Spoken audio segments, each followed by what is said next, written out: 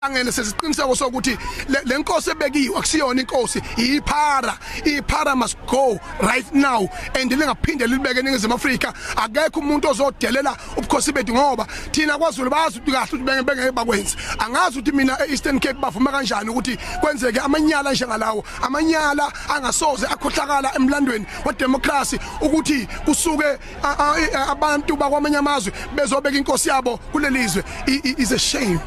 Shame to our society, shame to our government, all the people in society at large.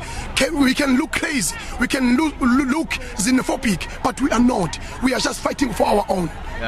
And nithini kuhulumente the General Department of Home Affairs and all the other departments nithini kuzo malunga nokwenza sure ba lento lena iyalungiseka kwaye akudeleleki abantu base South Africa kanye inkosi zalapha South Africa. We are asking the total shutdown of Home Affairs and all those commissions or those are not doing anything. If you can zoom into the to the Home Affairs and immigrations laws of this country and the military, these people are the most bright people because the majority of papers that are there, these people they own Home Affairs in their homes.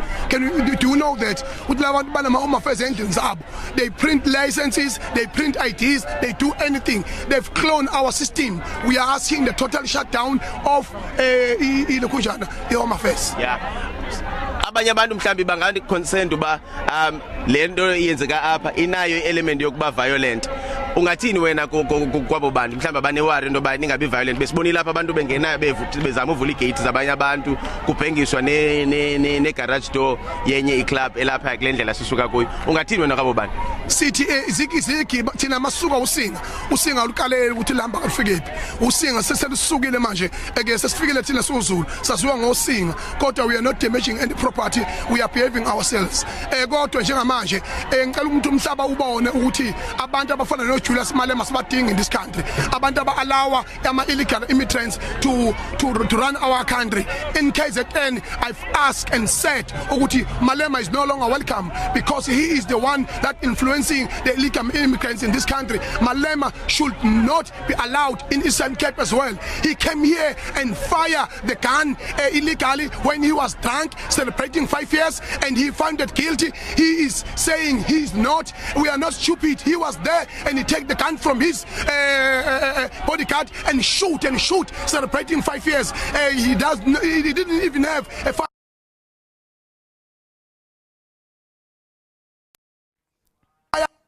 talking about those things. Malema should be rotting in jail. He is the most rotted and criminal person we ever seen in this country, in our generation.